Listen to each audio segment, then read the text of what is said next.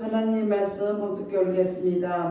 마태복음 15장 3절에서 9절 말씀 봉독해 올리겠습니다.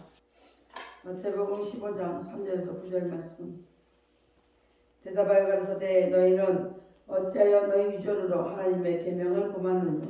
하나님이 이르셨을 때 내게 부모를 공경하라 하시고 또 아비나 어미를 해방한 자는 반드시 죽으리라 하셨거늘 너희는 가로되 누구든지 아비에게나 어미에게 말하기를 내가 들어 유익하게 할 것이 하나님께 드림이 되었다고 하기만 하면 그 부모를 공경할 것이 없다 하여 너희 유전으로 하나님의 말씀을 폐하는도다. 외식하는 자들아 이사야가 너희에게 대하여 잘 예언하였도다. 이랬을 때 이 백성이 입술은 나를 존경하되 마음은 내게 썩벌도다. 사람의 계명으로 교훈을 삼아 가르치니 나를 헛되이 경배하는도다 하였느니라 하시고. 아멘. 기도합니다. 할렐루야. 아버지 하나님 감사합니다. 오늘도 아버지 하나님 함께 하시니 감사합니다. 오늘은 어린 주일과 어버이 주일을 겸하여서 하나님 섬기고자 합니다. 하나님 함께 하시고 우리 흥평한 교회에 어린 아이의 웃음소리가 울려 퍼질 수 있도록 하나님 도우시고 또한 이 호도의 소리들이 아버지 하나님 나타날 수 있도록 하나님 역사하시고 함께하여 주옵소서. 종이 마태복음 15장 3절로 9절 말씀을 가지고 너희의 유전이라 라는 내용으로 오늘 나누고자 합니다. 종이 비록 부족하고 연약하고 입술이 우둔할지라도 오늘 종의 입술을 들어 사용하여 주옵시고 종의 입술로 선포되는 모든 말씀이 저들에게는 하나님의 말씀으로 들려지게 하옵소서. 사람의 말, 종의 말로 받지 않게 하여 주옵소서. 오늘도 깨닫는 은혜 주실 줄 믿사오며 우리 주 예수 그리스도 이름으로 감사하며 기도하옵나이다. 아멘. 오직 예수님밖에 없습니다. 우리를 구원하실 분 예수님 한 분밖에 없습니다. 주 예수님의 평강이 여러분에게 임할지어다. 아멘. 우리 베드로의 신앙 고백합니다. 예수님 당신은 그리스도시요 살아계신 하나님의 아들이십니다. 예수님 당신은 나의 구세주 나의 전부이십니다.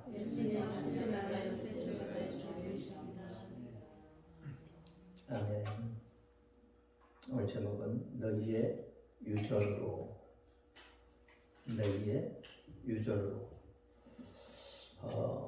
유전이라는 게 뭐예요?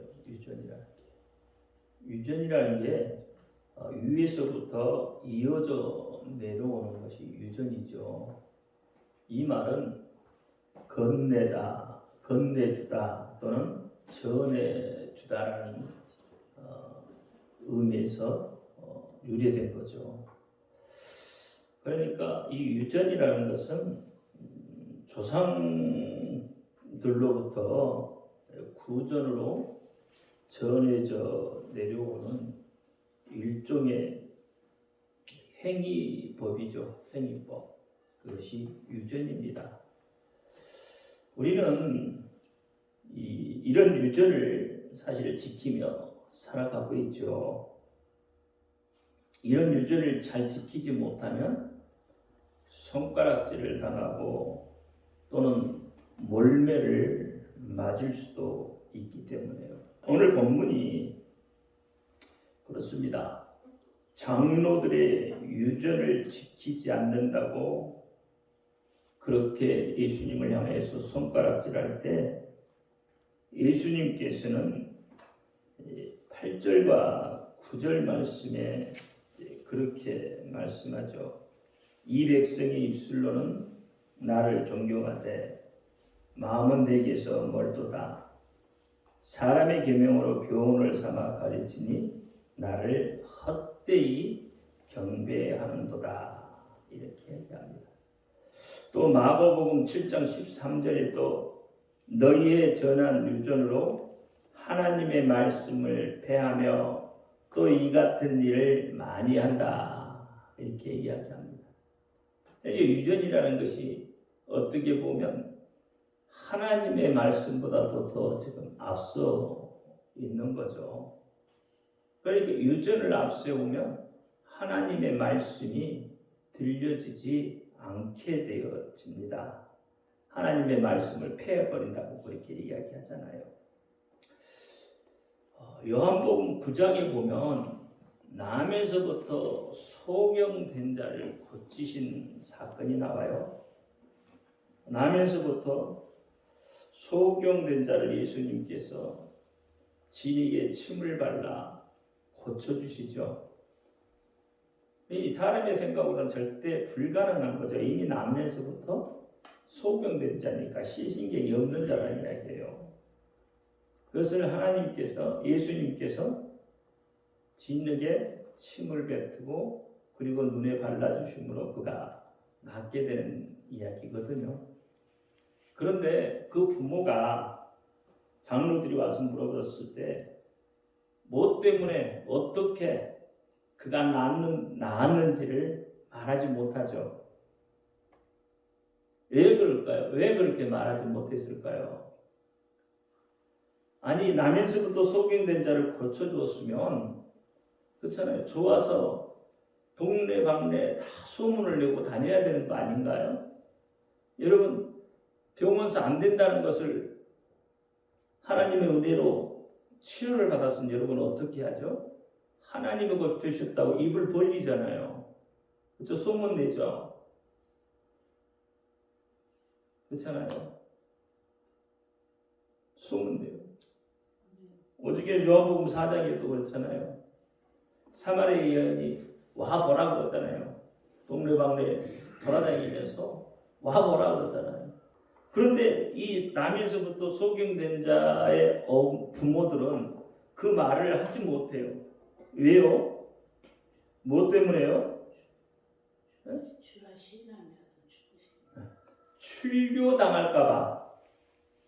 출교당할까봐. 예수님을 주라고 시인한 자마다 어떻게 한다고요? 출교시켜버릴 것이 두려워서 그래서 못합니다. 그 말은 다시 말하면 장로들의 유전이 더 무섭다는 이야기잖아요. 더 두렵다는 이야기잖아요. 그래서 입을 벌려 말하지 못합니다.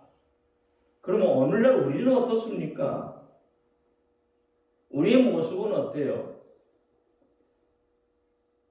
나면서부터 소경된 자의 부모의 마음, 부모의 심정이 지금 현재 우리의 심정이 아닐까요?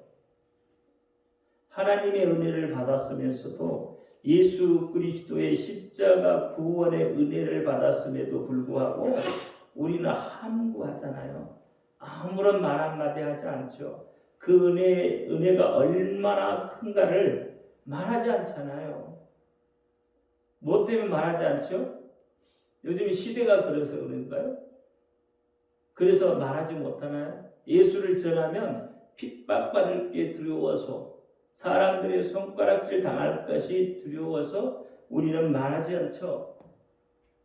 세상의 풍습, 장로들의 유전, 다시 말하면 사람들의 유전, 사람들의 행위, 법이 더 두려워서 그래서 우리도 역시 예수님을 증거하지 못하고 있지는 않는가 이 말이에요. 장로들의 유전이 세상의 풍습이 더 하나님의 말씀보다도 더 두렵게 여러분 느껴지고 있잖아요. 사랑하는 성도 여러분, 이 복된 날 특별히 어린이 주일과 또 어버이 주일을 맞은 모든 아이와 또 모든 부모님들은 예수님 이름으로 사랑하고 축복합니다. 자녀를 양육하고 또 믿음으로 인도하니라고 애쓰는 모든 노고를 하나님께서 위로해 주시고 또 좋은 것으로 갚아 주실 것을 예수의 이름으로 축복을 드립니다. 이 복된 날 과연 우리는 행복한가? 여러분 얼마나 웃고 사십니까? 얼마나 서로를 사랑하고 얼마나 서로를 이해하며 얼만큼 서로를 잘 알고 있습니까? 어려우면 대화를 할 수가 없어요. 어려우면 대화가 안 되면 관계는 분명히 소원해지게 되어져 있습니다. 부모와 자녀 간의 이 얼마만큼의 대화가 이루어지고 있습니까? 사실 우리는 이런저런 핑계를 많이 대잖아요. 먹고 살기 힘들다는 핑계로, 바쁘다는 핑계로, 일해야 한다는 핑계로 서로를 바라보는 시간도 없습니다. 그러니까 속에 무엇만 쌓여요? 원망만 쌓이는 거죠. 그리고 한숨으로 결국은 서로를 다치게 하고 있지는 않느냐.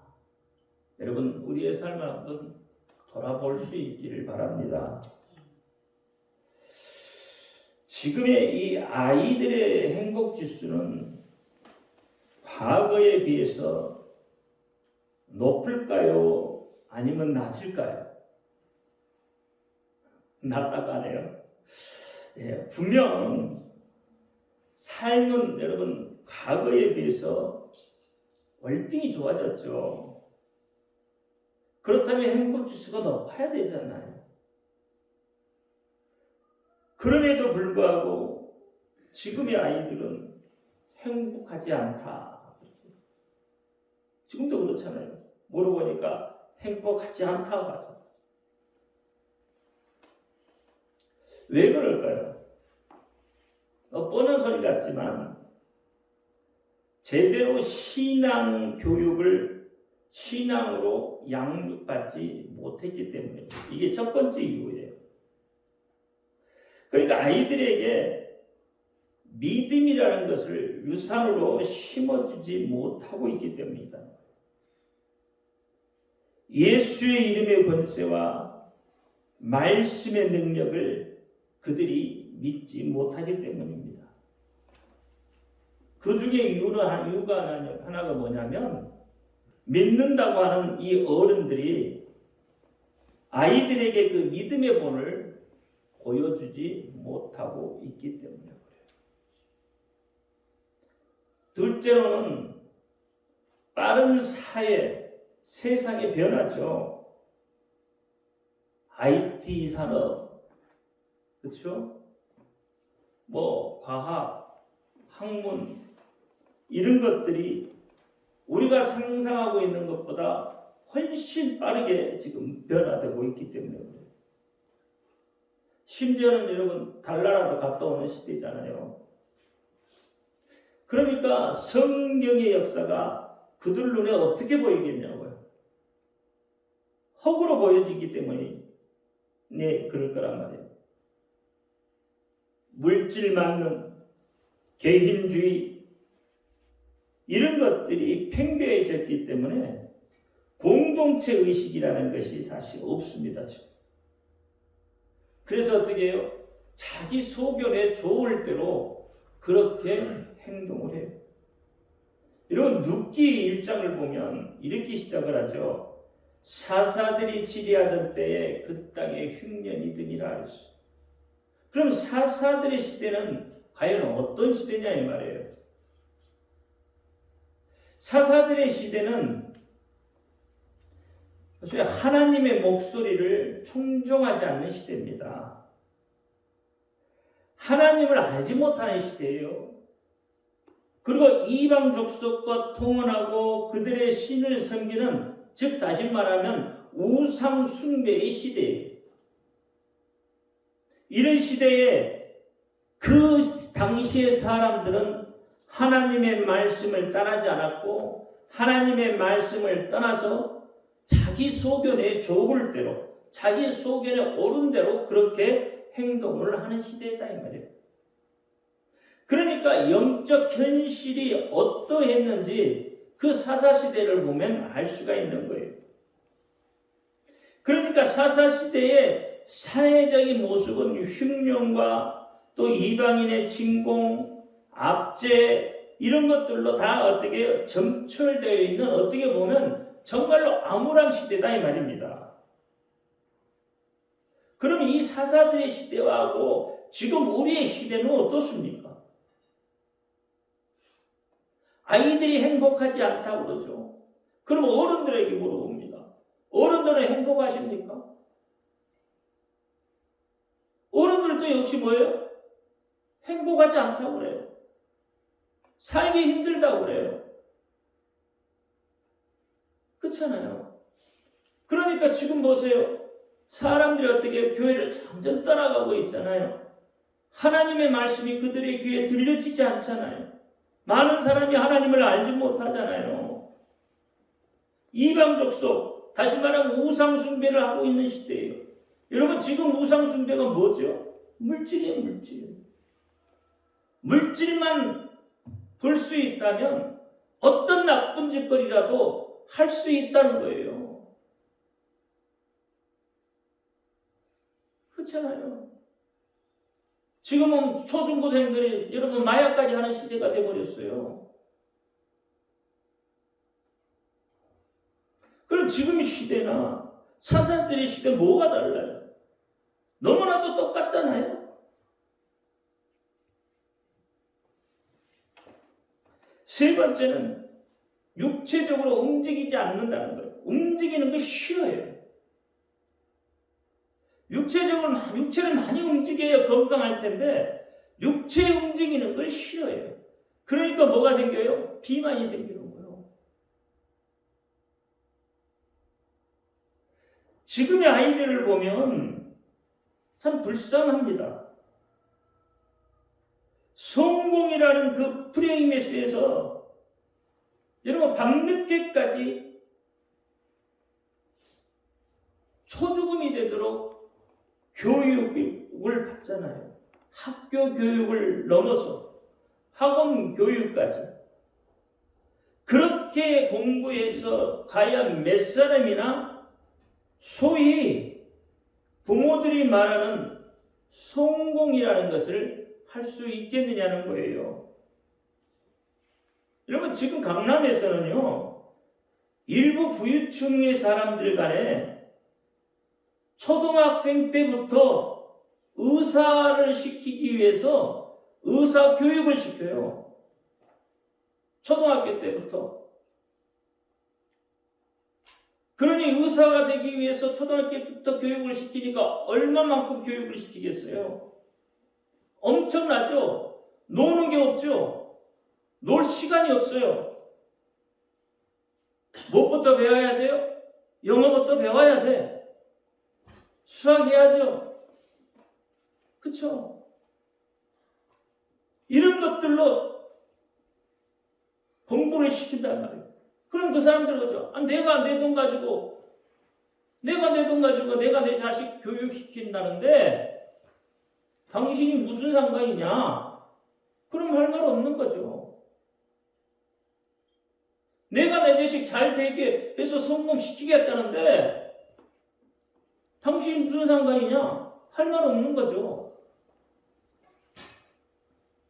그런데 그렇게 자란 아이들이 과연 인성이라는 것을 가질 수 있겠느냐는 거예요. 지식은 팽배해질 수 있습니다. 지식은 얼마든지 배울 수 있어요. 훌륭해질 수 있습니다. 지식으로는. 그런데 그들이 공동체의 생활을 안 해봤잖아요. 사회라는 걸 모르잖아요. 나중에 자라서 성공을 했다고 칩시다. 의사가 됐다고 쳐요.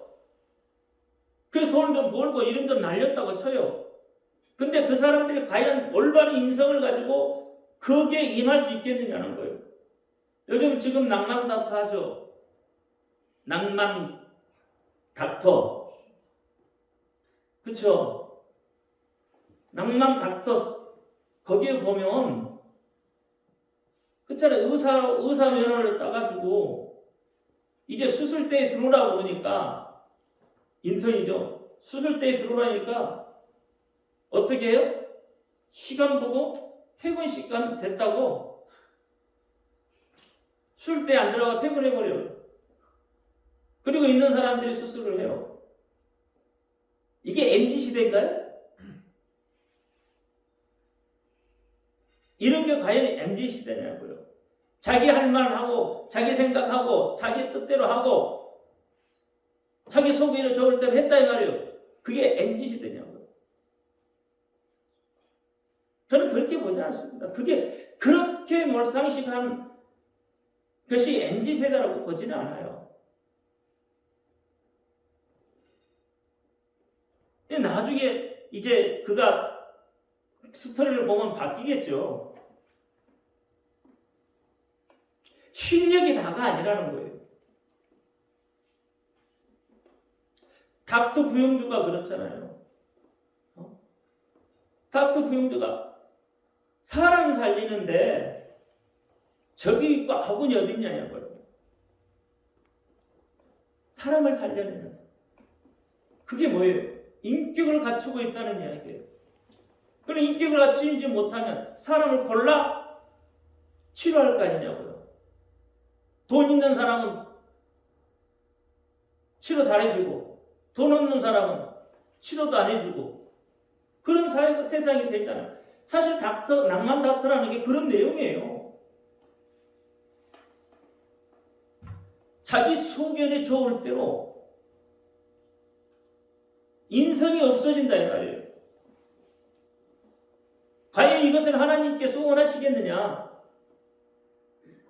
이것이 세상 살만한 세상이겠느냐? 이것이 행복한 세상이라고 말할 수 있겠느냐는 거죠. 제가 볼 때는 절대 그렇지 않습니다.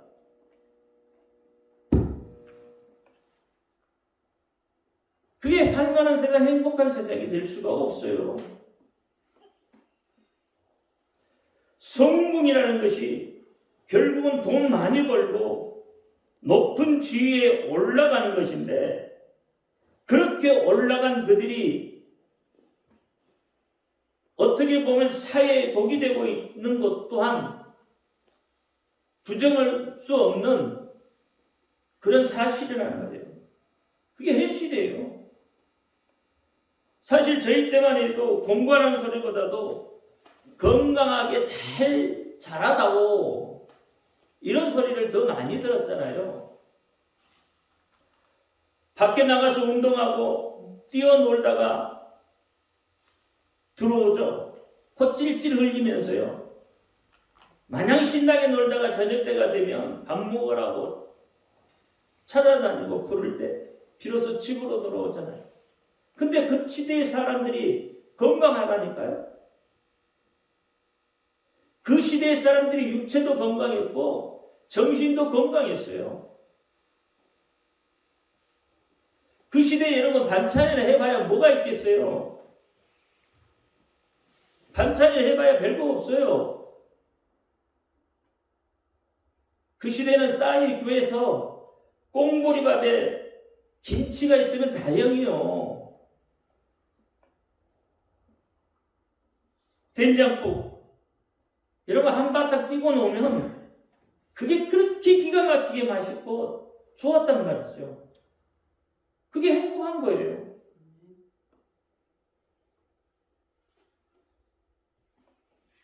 지금 아이들이 그렇게 좀 옛날처럼 좀 뛰어놀았으면 좋겠어. 이제 공부 좀 그만하고 컴퓨터 게임 좀 그만하고 밖에 나가서 좀 뛰어놀라.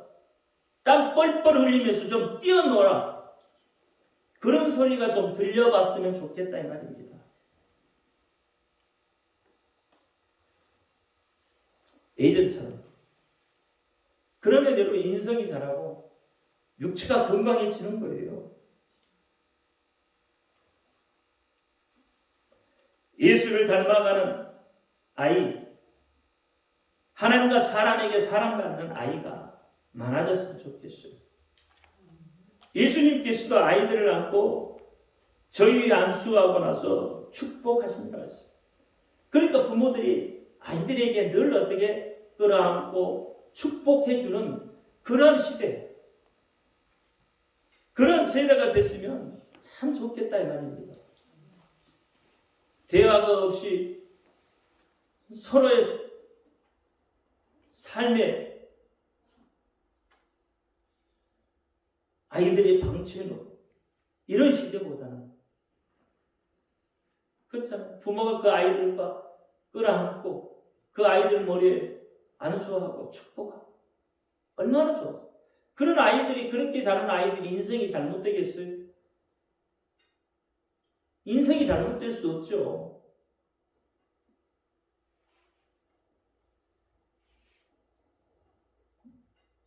그러니까 아이들 입속에서 나는 행복한 사람이에요, 이런 소리가 나왔으면 좋겠다 이 말입니다. 그런데 아이들 입속에서 나라를 바라보면서, 정치인들을 바라보면서 아이들 입속에서 걱정 섞이는 소리가 나와서 되겠느냐 이 말이에요. 참 정치인들 보면 웃겨요라는 소리가 아이들 입속에서 나와야 되겠느냐고.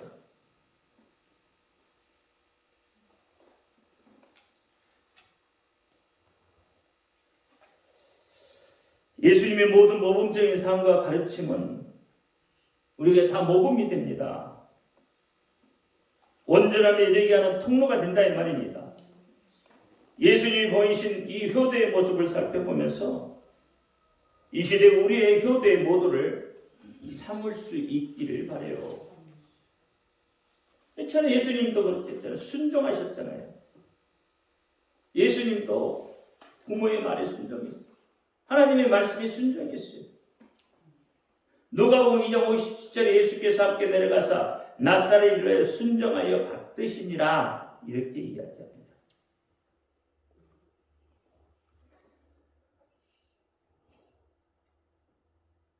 마리아와 요셉이 예수에 대해서 자기들 아래에 두려워하지 않고 주인이 종에게 하듯이 그렇게 복종하셨다 이 말입니다. 누가 시켜서 하는 게 아니에요. 그 마음에서부터 부모에 대한 공경과 순종이 배워져 나오는 것이에요. 이것이 참된 효도다 이 말이에요. 그래서 에베소 6장 2와 3절 말씀에 보면 내 아버지와 어미를 공경하라. 이것이 약속 있는 첫 계명이니 이로써 내가 잘되고 땅에서 장수한다. 이렇게 이야기합니다. 부모에게 순종하는 것, 부모를 공경하는 것은 부탁이 아니고 명령이다 이 말이에요. 계명이다 이 말이에요. 이것을 달리 말하면 하나님이 정해 주신 법이라는 거예요. 취사 선택의 내용이 아니에요.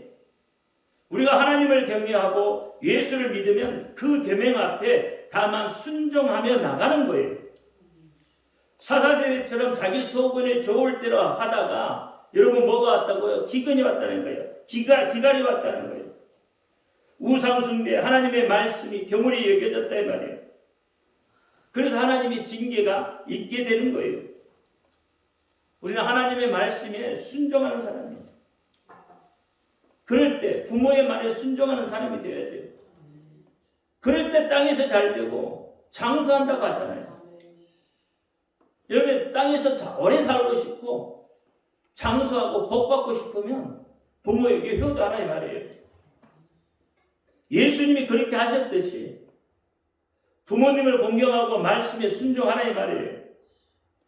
효도의 계명은 그 계명을 지킨 자들에게 바울이 좀 전에 에베소 6장에 이야기한 것처럼 땅에서 잘 되고 장수하게 되는 거예요. 그래서 여러분 잘 깨닫기를 바랍니다. 우리가 하나님을 아버지라고 부르잖아요. 그렇잖아요. 아빠 아버지라고 부르잖아요. 하나님은 우리의 부모가 되시는 거죠. 그냥이 아니에요. 지난번에 이야기했죠. 해산의 고통을 통해서 우리를 낳으셨다고 했어요. 예수님이 당하신 모든 일들이 해산의 고통이에요. 그런데 우리가 어떻게 다른 신을 섬길 수 있겠느냐 말이에요. 망할 집안, 망할 사람의 삶을 살펴보면 자기만 아는다는 겁니다. 자기만 알아요. 그럼 그 집안은 안 봐도 뻔한 거예요. 자기만 알면 어떤 일이 벌어지겠어요? 서로 싸우죠. 서로 반복하게 되죠. 왜? 자기 말 안 들어준다는 거. 자기 뜻 안 받들어준다는 거잖아요. 그러면 어떻게 돼요? 불평이 생기고 불만이 생기고 서로 반목하고 그러다 보면 오해가 생기고 그냥 관계가 소원해질 수밖에 없죠. 멀어질 수밖에 없다 이 말이에요. 그런 가정이 어떻게 행복한 가정이 되겠어요? 그러니까 망하는 거예요. 재물이 많으니 어떻게 그 재물을 서로 가져가려고 하다 보니까 어떻게 해요?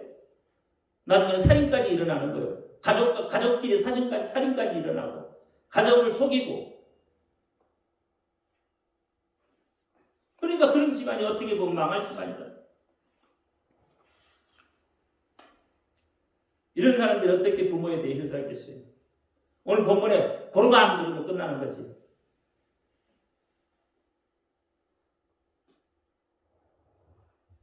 다른 사람에게는 몰라도 우리 각자에게는요, 부모는 가장 위대하고 존경스러운 대상이 되어야 돼요. 그러므로 부모를 공경하고 효도해야 하는 것은 가장 기본적인 인간의 본분이다 이 말이에요. 신앙인일수록 더 열심히 섬기고 효도해야 합니다. 효도를 통해서 축복과 저주가 갈리게 되는 거예요. 이게 효도하는 것은요, 취사 선택이 아니에요. 하나님의 계명이다 이 말이에요. 여러분, 부모님이 살아계실 적에 부모님께 더욱 열심을 다해서 효도하시기 바랍니다. 예수님의 효도 공경 신앙을 잘 살펴보시기를 바라요. 그리고 기억하고 예수님처럼 살기를 바랍니다. 그렇게 효도 신앙을 지킴으로 살아갈 때 자녀들이 그것을 본받고 또 잘하게 되어져 있는 거예요. 그러면 그 가정이 어떤 가정이 되겠어요? 행복한 가정이 되지 않겠어요? 부모는 아이를 사랑하고 아이는 부모를 존경하고 그런 가정 하나님이 기뻐하는 가정입니다. 세상도 그렇고요. 우리 그리스도인은 그리스도 안에서 예수 그리스도 안에서 더 열심히 그렇죠? 세상 사람보다도 더 그렇게 살아서 하나님이 주시는 이 땅에 잘 되고 그렇죠? 장소의 복을 받아 누릴 수 있는 저 여러분이 되기를 주의 이름으로 축원합니다. 기도합니다. 할렐루야. 아버지 하나님 감사합니다. 오늘도 아버지 하나님 주신 말씀 기억하게 하시고 그 말씀을 따라서 아버지 하나님 살아갈 수 있도록 역사하여 주옵소서. 사람의 유전이 아니라 하나님의 계명 하나님의 복으로 살아갈 수 있도록 하나님 역사하여 주옵소서. 이제 예수 그리스도 이름으로 감사하며 기도하옵나이다. 아멘.